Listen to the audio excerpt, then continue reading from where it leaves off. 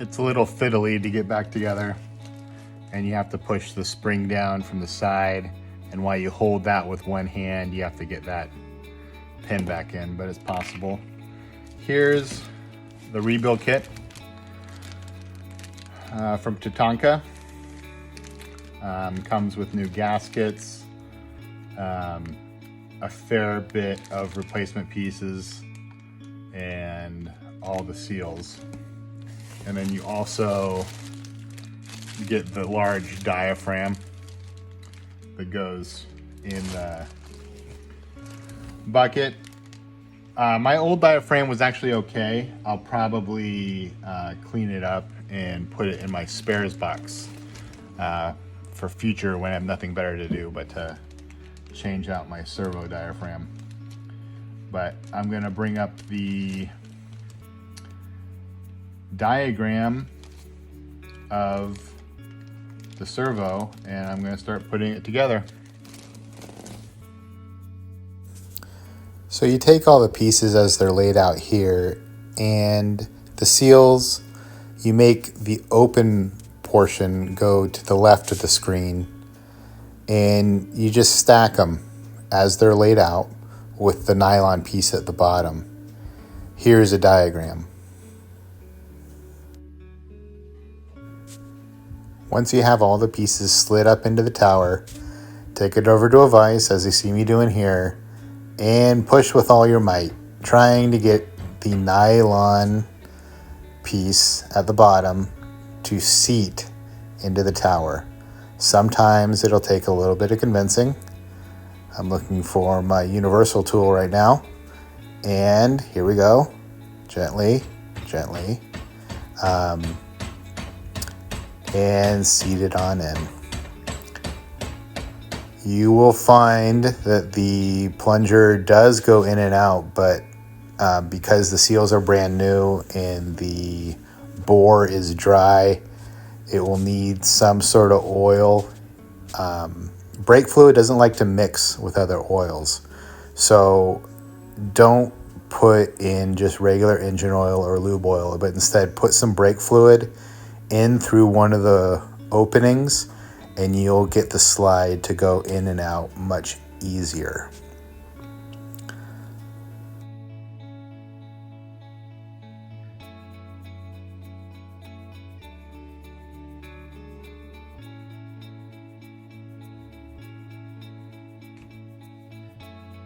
So let's start putting this thing together. Paper gasket goes on top of the bell. Get it lined up with the holes. This comes down, and that nylon piece kind of fits into the bell housing. Adjust it so the holes all line up.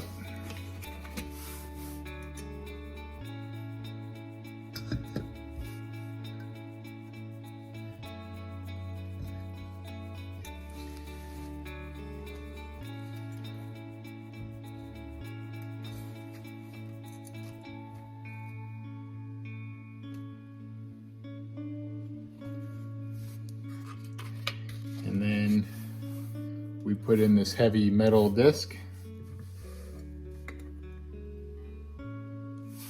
On top of the heavy metal disc goes the spacer with all the tabs that need to get bent over onto the bolts. Looks right. Then we take our bolts. We start putting those in. I'm going to get one in here, and then I'm going to put some Loctite on these. Okay, there's one. Kind of holding it in place for me.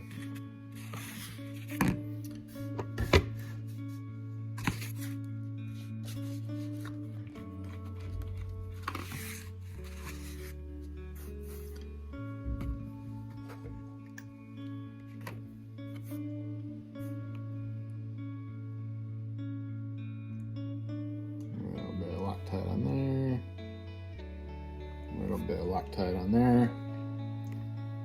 Kind of a dabble, do ya?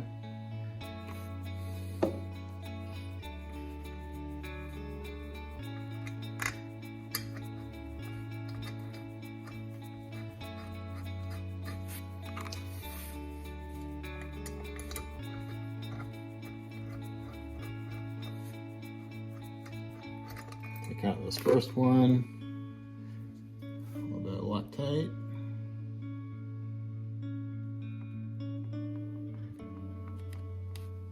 Come on.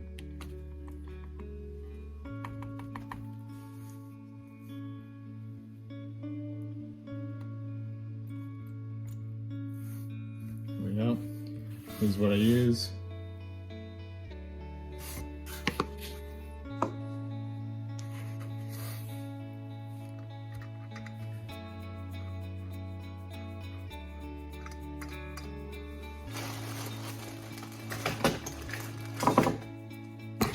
I'm still holding on this tower, which kind of wants to fall off, so everything's one-handed at this point.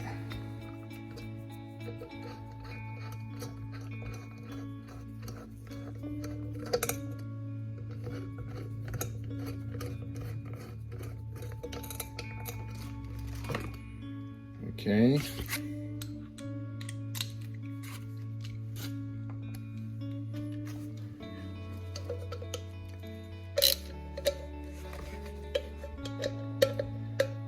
And torque that down to 1 oompa.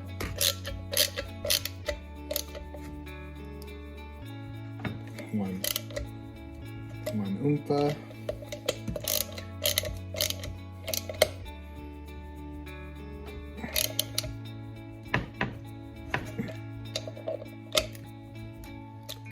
There we go.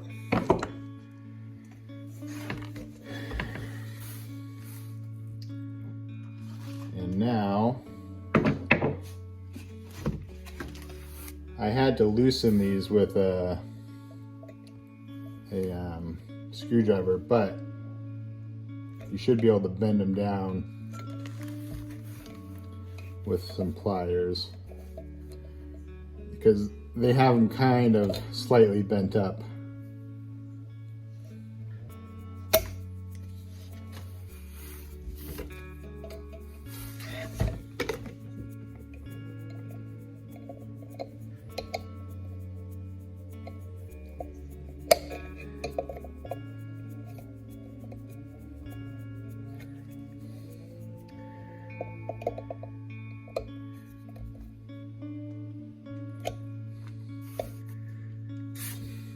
Between the lock tabs and the Loctite, I don't think this is going to go anywhere.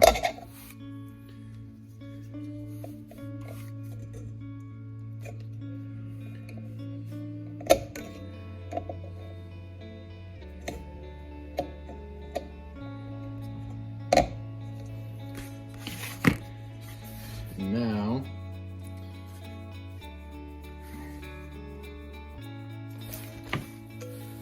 tower is on. Start setting things out to put the bottom half on. So here's how this next part's going to go. This, you can see they have, I don't know if you can see that. See this little square marking? They put that on this paddle here, and it marks where there is a slot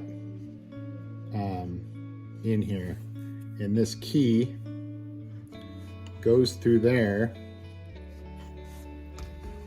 and has to intersect with the plunger, which has a little gap right here, and that's what locks in the spring. So what you need to do is you put your spring in, then you take this, which is hard plastic. It doesn't really matter the orientation, but, oh, and before you start, I recommend pulling out the plunger as far back to you as you can.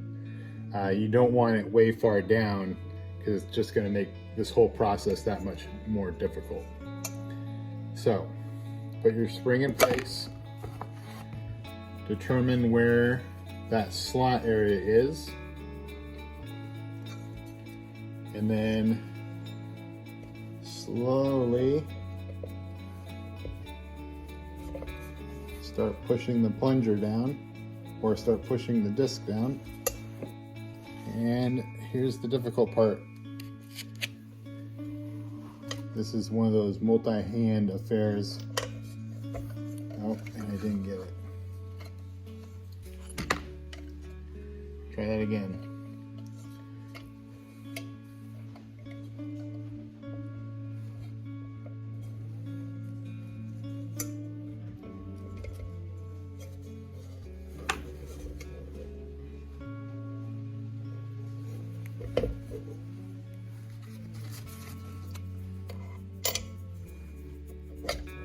No.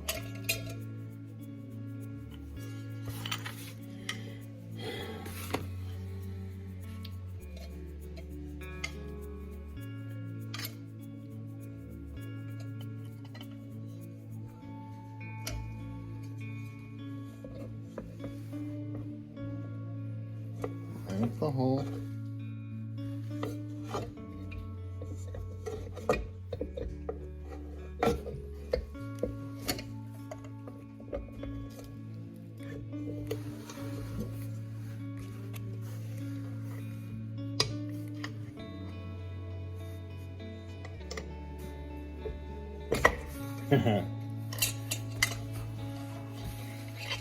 Oh, this is fun.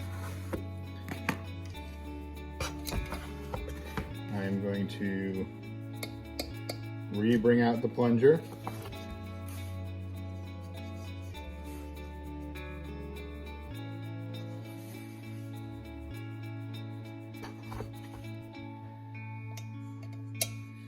Technically speaking, when you put in that piece,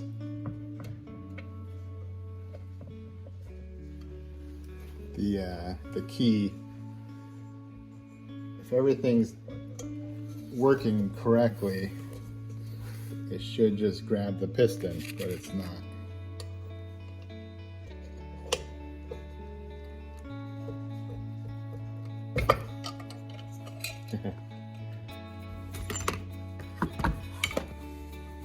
Okay, frustration. I'll try it a couple more times, but maybe not on video. And just like that, it's attached. It's not frustrating at all. It doesn't take you 5 to 6 times to get it attached. So now you take your giant diaphragm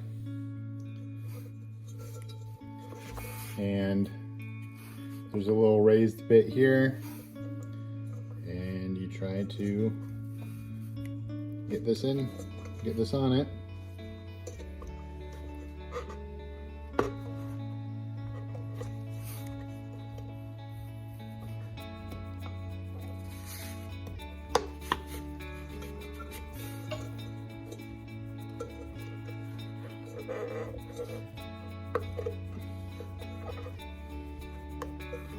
Oh, that's interesting.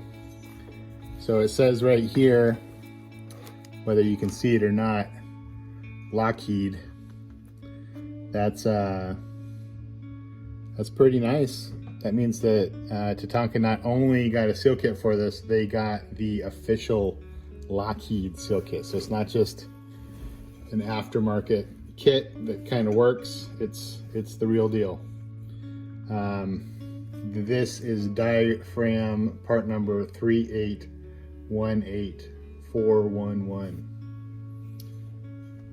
So that's good to know.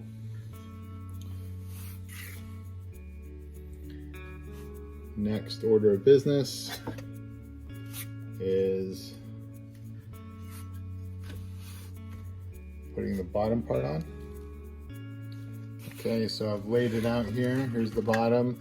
I painted my ring just to give it a little flair. I didn't paint the overall housing because it still has this gold coating on it. And I think I'm just going to use like a type of undercoating to kind of clean it up.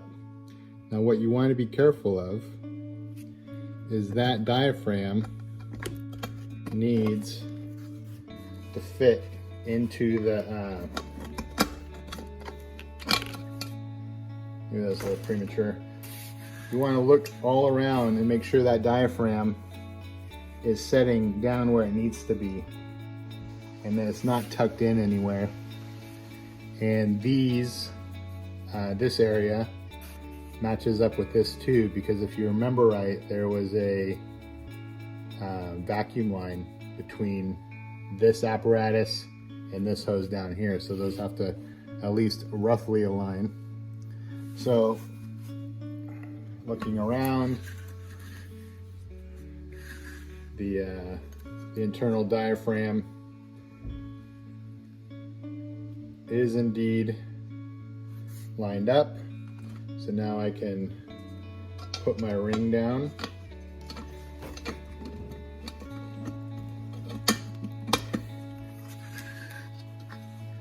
Expand it.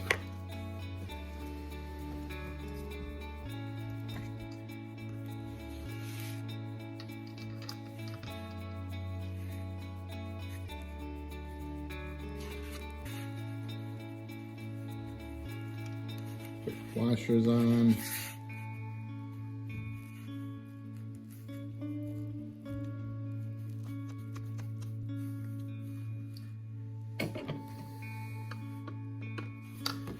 Let's see. Shift that over so it's nice and where I want it. Everything's lined up. And then it's just a matter of tightening that band bolt.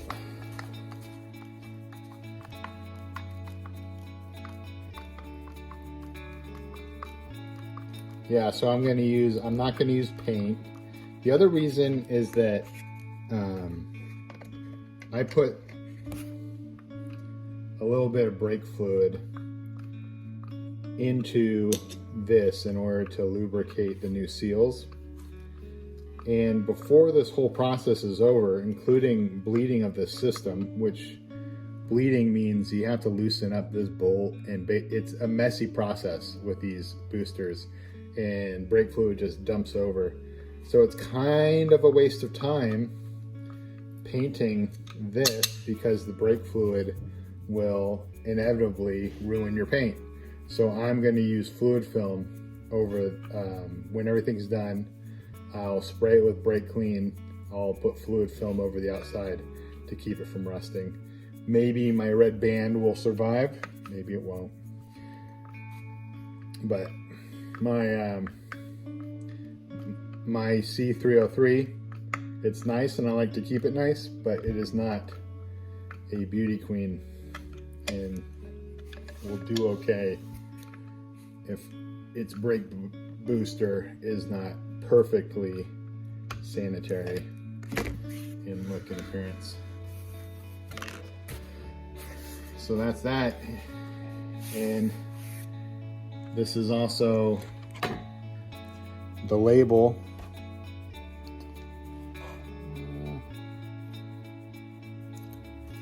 for this with the part number, which you can use to cross-reference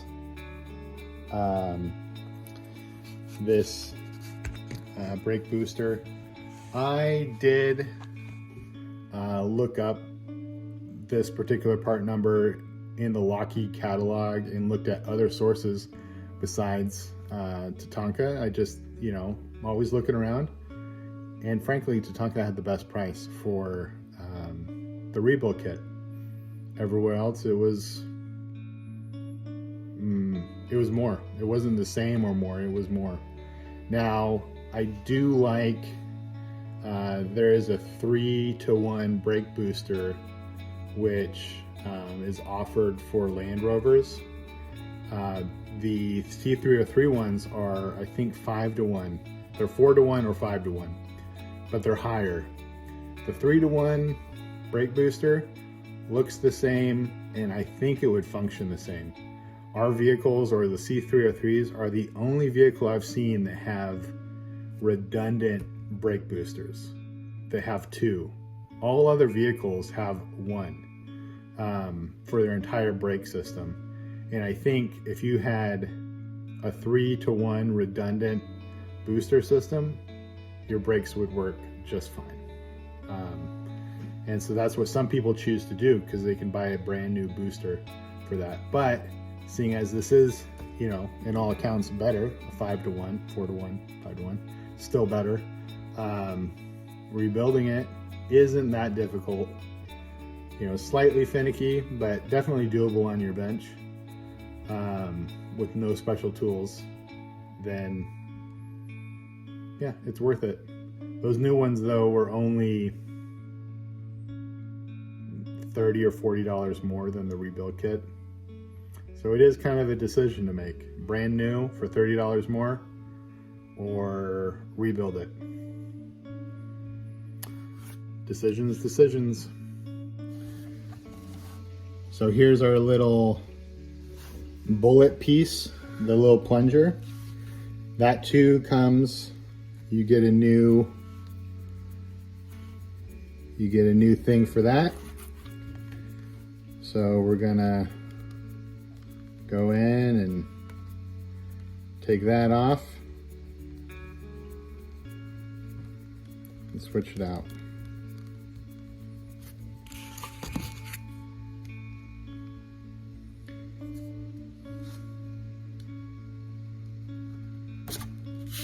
That comes off, and then the new one, it cups up to the end. Always cups in the direction of force, and I'm just pushing it on.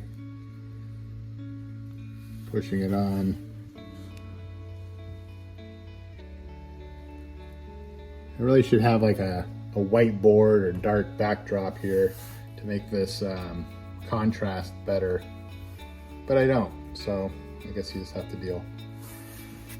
It goes right in this center hole, and you know, just like all of these, you put it in and you try to make sure that your sides aren't pulling back on your seal, and then just kind of push it in. The idea is that brake pressure pushes that out, and there's black magic in these brake boosters, but what happens when that comes out is it pushes on this little piece, which then opens up an avenue for vacuum, and it drops the diaphragm inside, and the whole thing works.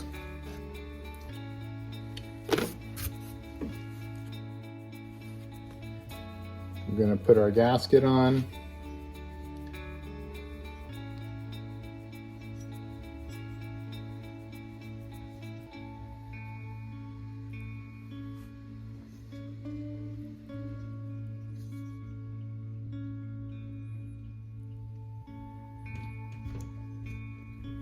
Make sure we're not covering any holes. We're going to put a little bit of Loctite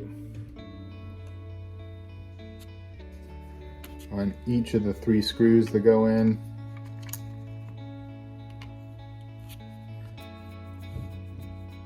Down to the last of my Loctite. Looks like time to resupply. There's some Loctite, there's some Loctite.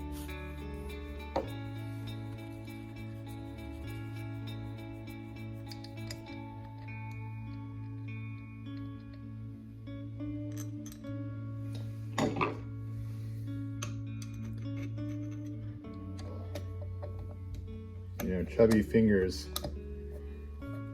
have their disadvantages when it comes to dealing with small little parts.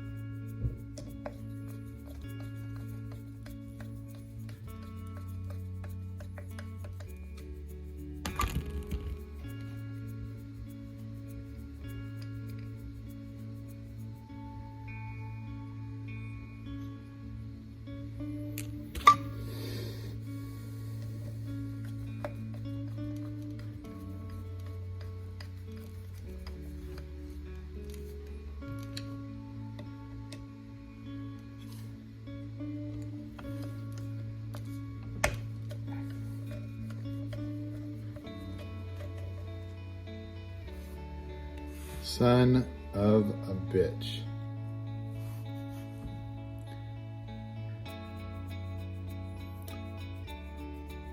That is annoying. Well, I'm gonna deal with that frustration off camera. So I just broke off the head of one of these pan screws, and that's really annoying.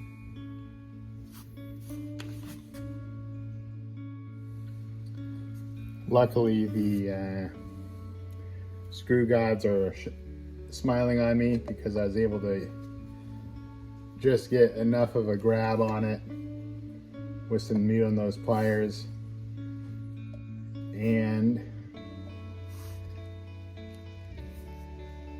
get some purchase to get it out. So slowly but surely, that screw is coming out.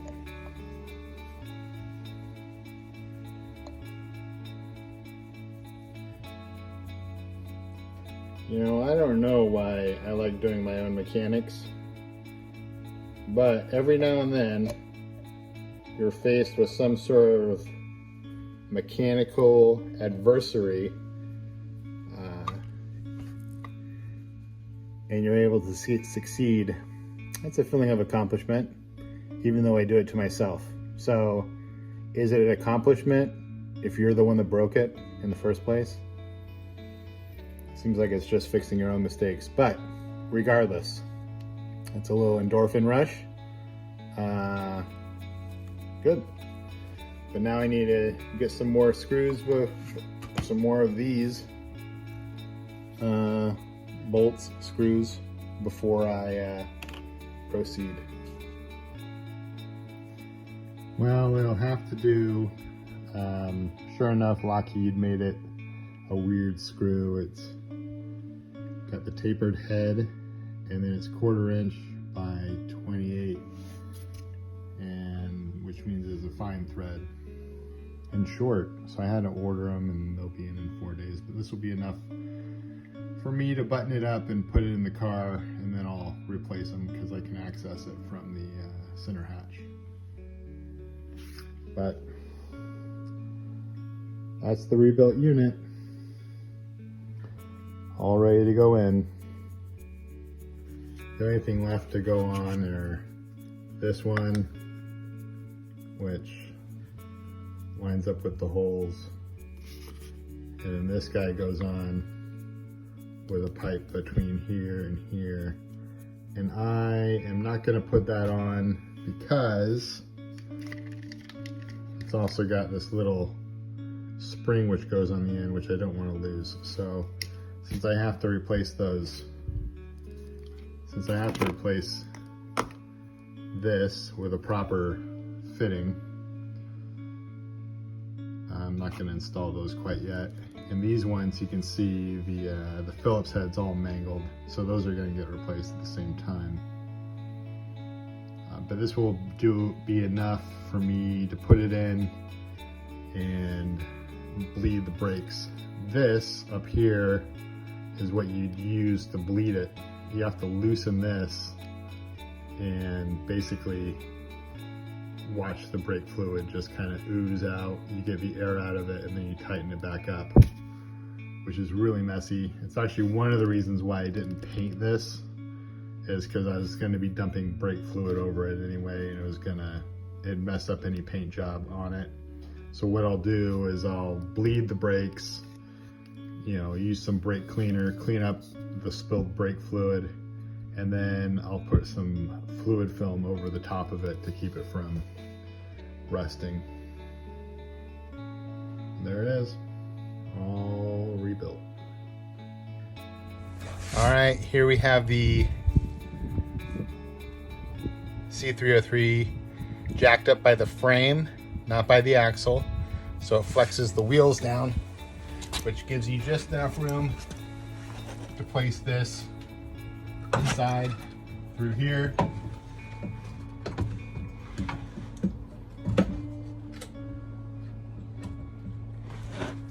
And inside, resting it on the axle. Make sure as you lower it down that it's not in any piece that's going to compress on it.